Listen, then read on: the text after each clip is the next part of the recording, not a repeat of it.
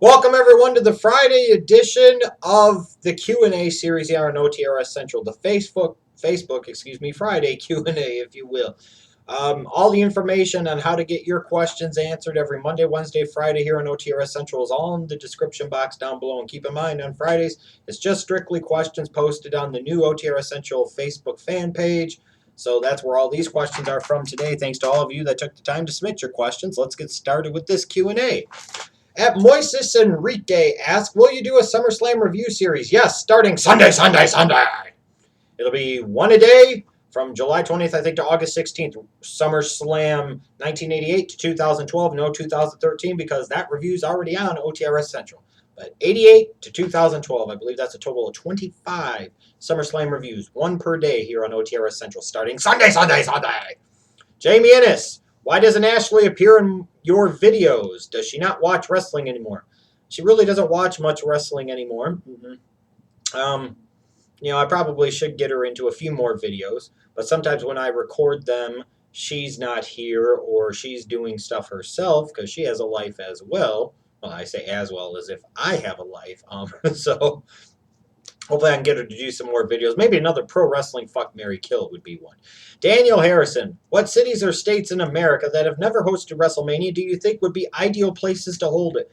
I'll run down a few places off the top of my head. I will go with Dallas, Minneapolis, Washington, D.C., Charlotte, San Diego. Those are a few markets that I could think of off the top of my head, in large part because of the size of venues and stadiums that these places have. They'd be newer areas for them to go to, some of them really good wrestling areas. So I think those are some cities that down the road, the WWE, in the States at least, should consider having a WrestleMania, just in the States. Jeremy Ishmael asked, do you hate it when people compare Cena to Hogan? Yes.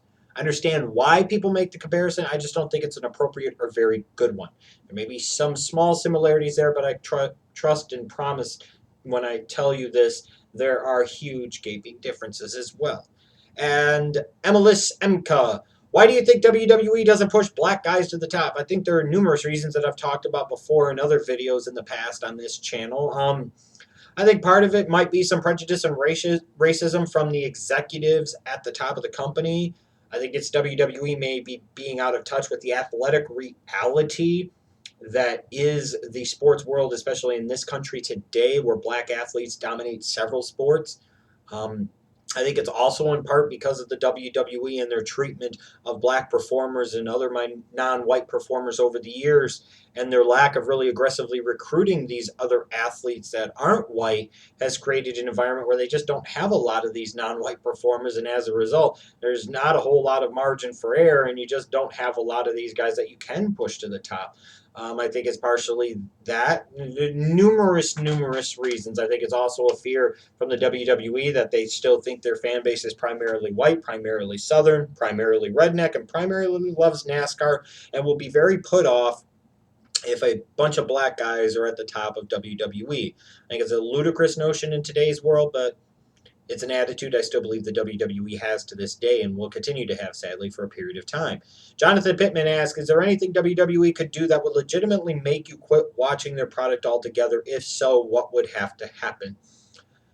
I thought if they ever ended the streak that was going to be it for me, but to see the fact that it seemed like Taker didn't have much respect for the streak, it didn't really seem to care much about the streak, and the WWE didn't seem to care much about the streak, maybe I shouldn't care that much about the streak and learn to move the fuck on and just be angry about it forever.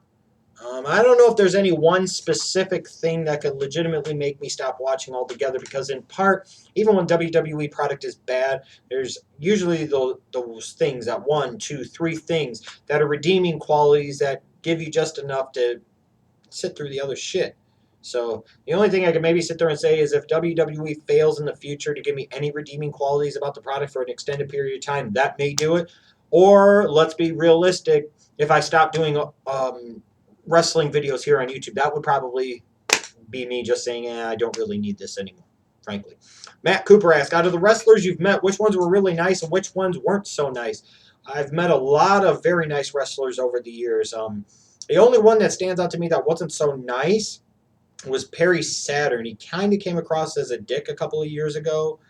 But again, I try to reserve some judgment. I try to be understanding. Maybe there was a certain reason at the show we were at that he didn't seem in a particularly good mood. He didn't seem all that happy to be there. I don't really know. Maybe that's just Perry. Maybe that's just me misunderstanding how he is. I won't say he was a total rude dick. He just wasn't that nice, if that makes sense. But other than that, I've met a lot of nice wrestlers over the years. There were a lot of cordial wrestlers, conversational wrestlers, personable wrestlers, guys that are patient and very understanding. So I've had a lot of good experiences, thankfully. Aaron Lindsay, do you think the Miz's new Hollywood persona could push him up the card, or will he go back to mediocrity like before? I think he's better suited as a heel. I think the WWE better understands how to use him as a heel. So I don't think he'll go to total mediocrity as a heel. I think he'll be better utilized that way, frankly. Michael Colombo, who do you think has the potential to be the next big crossover star in wrestling? Maybe because of his looks, perhaps Roman Reigns. But I don't know if they have a crossover star in the making on the roster at this point in time. I could be proven wrong, and I hope I am, but I just don't see it at the moment. Luke Winstaley asked, are you planning on doing another Mean Comments video anytime soon? Yes. Joe Novak, my favorite question of this whole Q&A. Sandow push, question mark, ever, question mark? Sure doesn't seem like it, does it? I don't think so. Never say never, but sure doesn't look good. Michael Cohen, how long do you see Seth Rollins holding the Money in the Bank briefcase? I could see a couple of things happening. Either A, he loses that briefcase, maybe do a Dean Ambrose in the next month or two. B, that he would sit there and try to cash in some point in time in the next month or two and would be unsuccessful. Or C, he might carry it all the way through to WrestleMania, maybe to even May or June of next year. Whereas if, let's say, Roman Reigns was the champion, you might have him cash in on Roman Reigns at that point in time. A lot of options, a lot of possibilities. I don't know if I'm going to like the different options and possibilities that the WWE is going to choose to go with. But, could see any number of things happening with him holding that briefcase. Marvelous Mark chimes in and asks, besides Jeff Jarrett and Dino Bravo, who's your most hated wrestler of all time? There's a lot of wrestlers over the years I just thought were dumb or stupid, Mark, but I don't know if there's like a third most hated of all time. I don't know if that's the case. I'd maybe say Cena, but he just doesn't invoke the type of hatred that a Jeff Jarrett or a Dino Bravo does. I'm sorry. As a kid, it was Bret Hart. Sorry, bored the fucking brakes off of me as a little kid and as a teenager. Not a Hitman fan. As far as I was concerned, you put an S in front of the Hitman, you got my exact thoughts on Bret Hart. 4 out of 10 all the fucking way. As I've grown up and I've evolved and changed as a wrestling fan, while Bret Hart will never be my favorite and never be one of my guys, I at least have more appreciation for what he did do and maybe overlook some of the things I think he couldn't do or didn't do. So I don't know, Mark. That's a great question. I don't know who's my third most hated. Those two, though, Jarrett and Bravo, definitely top the list. Eddie Quietsheen asked, I hope I pronounced that right, what match was worse, Sting versus Hardy at Victory Road 2011 or Maraska versus Sharmell at Victory Road 2009? -5 stars, as Brian Alvarez said about Maraska and Sharmell. And that was god-awful, and that was terrible. But Sting versus Jeff Hardy was for the TNA World title, and that main evented a pay-per-view. That will always be worse to me, period. Brandon Vasquez asked, bigger star over the next 5 to 10 years, Bray Wyatt or Roman Reigns? If the WWE has their way, Roman Reigns. If the fans maybe have their way, Bray Wyatt. One challenge I think that both of these guys face is that at some point in time they'll have to change and evolve their characters, because I doubt they're ever going to get the John Cena treatment where you don't have to do shit to change his character and they'll just keep pounding him in the same spot for a decade.